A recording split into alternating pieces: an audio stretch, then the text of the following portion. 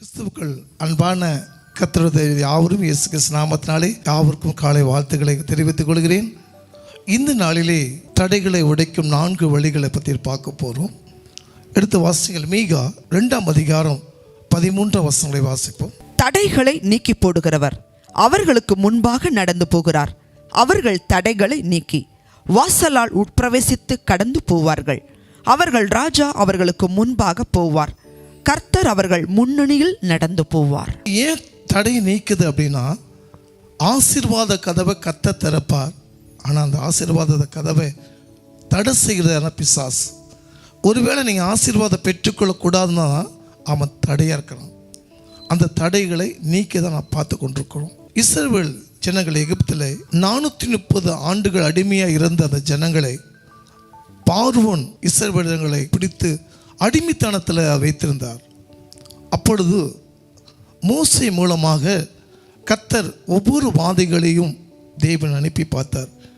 9வது வாதையும் முடிந்தது. 10வது வாதை மிக கொடியமான, அங்கு யாரெல்லாம் ஆட்டுக்குட்டியோட ரத்தத்தை தெளிக்கப்பட்டிருக்காங்களோ அந்த குடும்பத்தார் மட்டும் தலைச்சமையம் இறக்க மாட்டாங்க சொல்லி என்ன செய்தார்னா, அந்த கதவுக்கு மேலே ஆட்டுக்குட்டியோட ரத்தத்தை தெளிக்கப்பட்டாங்க.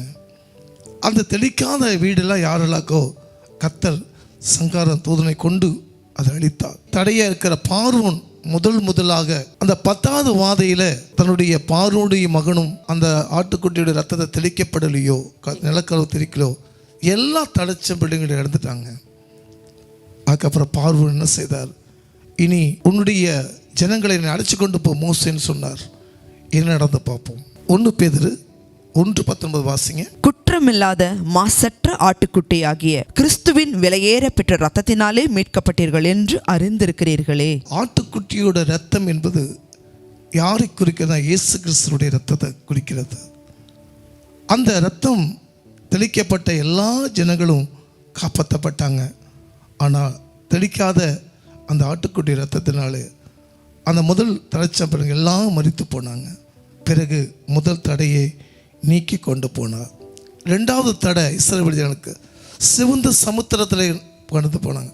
ஆசையாக எப்படியாவது இத்தனை ஆண்டுகள் ஒரு அடிமையாக இருந்தவன் சொல்லி 430 ஆண்டுகள் அடிமையாக சொல்லி கடந்து போகிறாங்க. போன இன்னொரு தடை சிவந்த சமுத்திரம், கடல் அங்கே இருக்கிறது. பார்வோனுடைய மனசு மீண்டும் கடினமாக்கி கொண்டு அந்த ஜனங்களை மீட்டெடுத்தவன் சொல்லி, அப்போ எகிப்தினுடைய இராணுவம் எல்லாம் மீண்டும் அந்த ஜனங்களை மீட்டெடுக்கும்படியாக இஸ்ரவேல் ஜனங்களை கொண்டு வந்தாங்க. ஆண்டவரே என்ன செய்வது தெரியலப்பா என்று சொன்னபோது மூசை கையில் கோல் இருந்தது. மூசை இந்த செங்கடலை நேராக அந்த கோலை நீட்ட அந்த வாக்குத்தத்தை சொன்ன உடனே 2ஆக பிளக்கப்பட்டுச்சு. தடைகளை நீக்கி போட்டார். 3வது தடை யோர்தான் பார்த்தீங்கன்னா, அந்த யோர்தான் நதி ஒரு மேலிருந்து நதி பாய்ந்து வந்து திரளான தண்ணியாய் ஓடிக்கொண்டிருக்குது.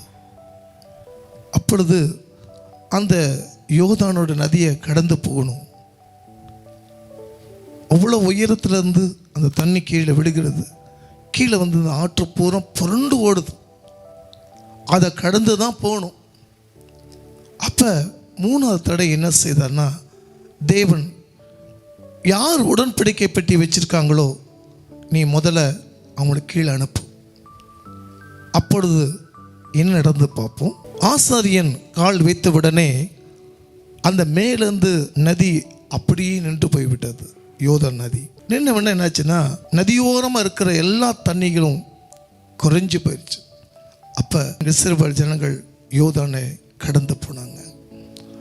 அந்த 3வது தடையும் கர்த்தர் அவருக்கு மாற்றினார். 4வது எரிகோ. இஸ்ரவேல் ஜனங்கள் தடையாக இருந்தது.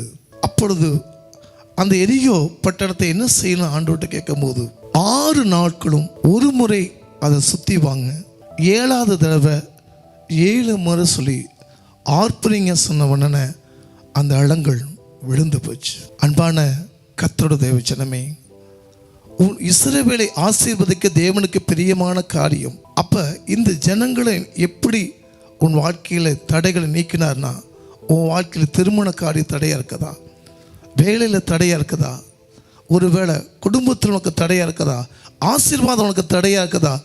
இஸ்ரவேல் ஜனங்கள் ஜெபத்தினாலும் ஜெயித்தார்கள்.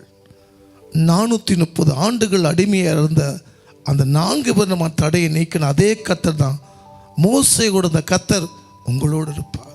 ஒருவேளை தொடர்ந்து உங்களுக்கு தடையாக்கா உபவாசம் பண்ணி ஜெபம் பண்ணுங்க. ஆண்டவரே, இந்த தடையை நீக்கி போடும் ஆண்டவரே. இஸ்ரவேல் ஜனங்கள் கடந்து போகும்போது செங்கடலை 2ஆய் பிறந்தது. உங்களை 6 மாதிரி பிரச்சனையாக்கா மாற்றுவார். மதில போல பிரச்சனை இருக்குதா? தேவன் மாற்றுவார். தடைகளை நீக்கிற தேவன் பரிசுத்த வேதாகம் மட்டும் போட்டிருக்கு. உங்கள் வாழ்க்கையிலும் இஸ்ரவேல் ஜனங்களை எப்படி தடைகளை உடைத்து வந்தார்களோ அதே கர்த்தர் உன்னோடு கூட வந்து இந்த 4 விதமான தடைகளை நீக்கின கர்த்தர் 5, 6, 7 எல்லா தடைகளை நீக்க அந்த பரிசுத்த வேதாத்தம்படி கர்த்தர் அந்த வாக்கு தத்தபடியாக நிறைவேற்றி கொடுப்பார். கண்களை படி நம்ம ஜெபம் பண்ணுவோம். தேவன் அடைக்கப்பட்ட வாசல்களை திறந்து கொடுப்பார். அவர் மீண்டும் கர்த்தரே திறந்து கொடுப்பார். இந்த வாக்கு தத்தபடியாகவே என் பிள்ளைகளுக்கு திருமண தடைகள், வேலையில் தடைகள், வீடு கட்ட தடைகள், சமாதான தடைகள், ஆசீர்வாத தடைகளை மாற்றி தேவன் தடைகளை தகர்த்திருக்கிற தேவன் என் பிள்ளைகளோடு காத்துக்கொள்ளும். ஆசீர்வதி இயேசுவின் நாமத்தில் நல்ல பிதாவே.